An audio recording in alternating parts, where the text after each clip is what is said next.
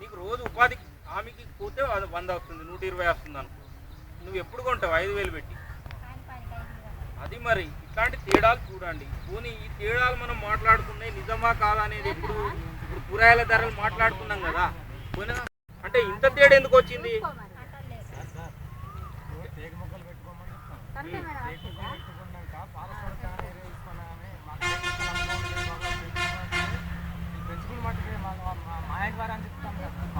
ఎవరన్నారు?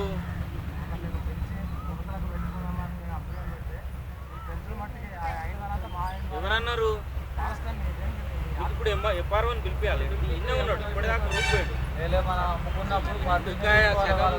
సగం మాట్లాడితే ఎట్లా ఎవరు నాకు తీసుకురా నా ఫోన్ నంబర్ నేను మాట్లాడతా ఆయన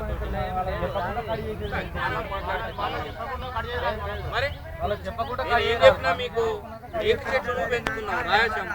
నీకు 100 టేక్ చెట్లు ఉన్నప్పుడు నువ్వే పోయి ట్రాన్స్పోర్టేషన్ చేసి అమ్ముతావు. నీకు ఏం రిస్క్ అంటే అందుకే చెప్పినా వాడే పర్మిట్ తెచ్చుకుంటాడు, నీకు సంబంధం లేదు.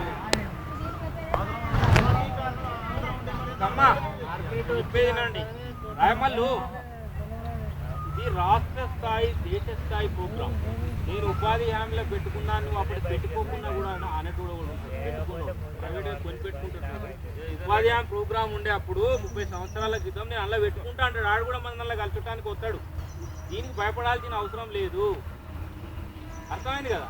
లారోడు వాడు పర్మిట్ తెచ్చుకొని ఎదురు చెట్టు కొట్టుకపోతాడు. ఉదాహరణ అదే చెప్పిన, నువ్వు ఇల్లే కావాలి. శ్రీకాకుళం విజయనగరం అటు ప్రాంతంలో కర్ణాటకలో కూడా గుల్బర్గ్ ఏరియాలో రకరకాలుగా రైతు ఉపయోగపడుతుంది. మన బౌండరీన్స్ చెప్పినా మీకు అర్థం కావాలి కానీ బౌండరీన్స్ తీసి ఆ బండు మీదేమో టేక్ చెట్టు పెడతాడు, లోపల మామిడి చెట్టు పెడతాడు.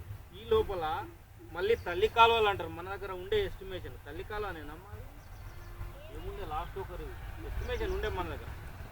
అదొకటి తీస్తారు మధ్యలో, అక్కడ పెసాలు వేస్తాడు, మధ్యలో మినుములు వేస్తాడు, మధ్యలో బొబ్బర్లు వేస్తాడు, ఇటు ఇంకొక పంట కంది వేస్తాడు, అటు ఆవాలు ఇంకొక పంట వేస్తాడు. ఇలా నిరంతరం వాడు తోటల్లే ఉండేటట్టు చూస్తాడు అన్నట్టు. పెసాలు ముందే వస్తాయి, 2 నెలల్లో పంటకు వస్తుంది, అయిపోతుంది. తర్వాత ఇంకొక మినుములు బొబ్బర్లు వస్తాయి.